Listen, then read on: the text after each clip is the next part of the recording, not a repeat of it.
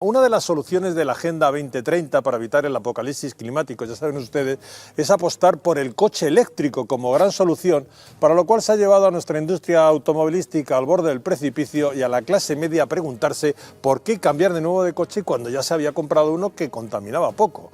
La apuesta por el coche eléctrico en gran parte es una gran mentira, porque no se cuenta toda la verdad al ciudadano. Veamos algunas noticias que no suelen aparecer en los medios. Por ejemplo, compañía naviera noruega prohíbe los vehículos eléctricos en sus transbordadores después de que uno de sus barcos se hundiera debido a un incendio provocado por las baterías de los vehículos eléctricos. O esta otra, los coches eléctricos de la policía se quedan sin carga para atender situaciones de emergencia en el campo, según afirma el jefe de policía británico, mientras los oficiales luchan por encontrar puntos de carga. O ha vuelto a pasar, un coche eléctrico ha salido ardiendo y los bomberos las han pasado canutas para controlar el incendio. O vehículos eléctricos se incendian en Florida tras el paso del huracán Ian. O esta última, el mundo no tiene suficiente litio y cobalto para reemplazar todas las baterías cada 10 años, según un informe del gobierno finlandés. Hablamos con don Antonio Turiel, investigador del Consejo Superior de Investigaciones Científicas. Señor Turiel, saludos, muy buenas tardes. Buenas tardes. ¿Nos están vendiendo una gran mentira? Es decir, esto de que todo va a ser coches eléctricos en el futuro, ¿estamos capacitados para ello? Bueno, es evidente que el coche eléctrico no se puede plantear ni de lejos a la escala que se plantea el coche de motor de combustión interna, y yo creo que esto cada vez más empresas lo tienen claro, precisamente por algunas de las cosas que ha explicado usted, ¿no? Por la falta de materiales, entre otras. Entonces está claro que se tendría que ir a un modelo de movilidad muy diferente, y yo creo que falta un poco de valor para explicarlo, ¿no? Que hay que hacer un cambio un poco radical, bastante radical, y que tal y como se está planteando, pues puede ser bastante injusto con muchas familias y muchas personas. Porque durante mucho tiempo, en años atrás, nos convencieron para comprar motores que contaminaban poco, y de hecho se contamina muy poco ahora con los combustibles que estamos utilizando, y de repente nos han envuelto en esta obsesiva necesidad del coche eléctrico, que para empezar no tiene suficientes puestos de recarga, ni internos, ni se sabe cómo se van a poner en las calles. Bueno, el gran problema que tiene un coche si tiene mucha autonomía es que el tiempo de recarga es bastante elevado, ¿no? Porque hay que cargar, pensemos que una batería pues tiene poca densidad energética y los tiempos de recarga pues son muy grandes. Entonces el problema que también se plantea es que si tuvieras una cantidad masiva de coches necesitarías muchos puestos de recarga, necesitarías invertir en muchos materiales, mucho cable, etcétera, y esto plantearía efectivamente muchos problemas. Pero es que yo creo que el modelo al que seguramente vamos a ir es un modelo en el que habrá bastantes menos coches.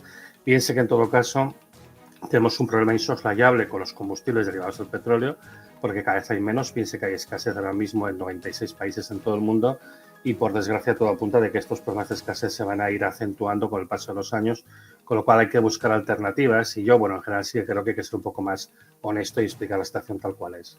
Sobre todo hay una cosa que no nos suelen explicar con suficiente claridad, y es el tema de los materiales. Es decir, los materiales, al ritmo que se supone todo el Occidente debería construir coches eléctricos, es imposible en este momento. No hay suficientes minerales para ello. Sí, bueno, el problema es si todo el planeta intentara hacer la transición al mismo tiempo, habría problemas para intentar desplegar todos los sistemas de generación de energía renovable y para desplegar todos los coches eléctricos que se quieren construir. De hecho, hay varias estimaciones sobre los recursos probados y los probables, los que probablemente están allí con un 50% de probabilidad, ¿eh? Y hay unos estudios bastante buenos de la profesora Alicia Valero de la Universidad de Zaragoza, que además es una referencia a nivel internacional, y allá muestra que si todo el mundo dice la transición al mismo tiempo, pues efectivamente eso nos acabaría el litio, el cobalto, el manganeso, el níquel, incluso el cobre.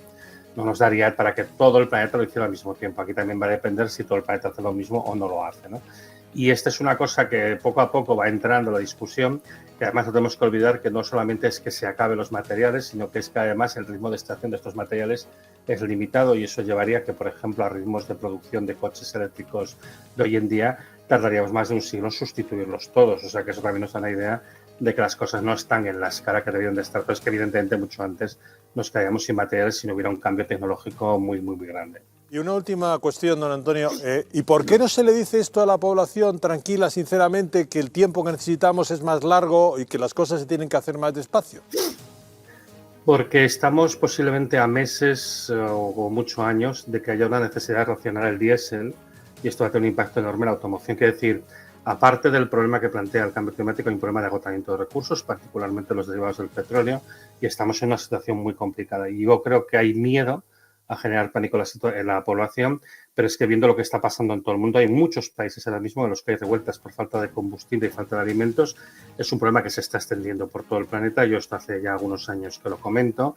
La producción mundial de diésel tocó máximo el año 2015 y desde el 2018 ha caído como un 15% y la tendencia es que siga cayendo más rápido.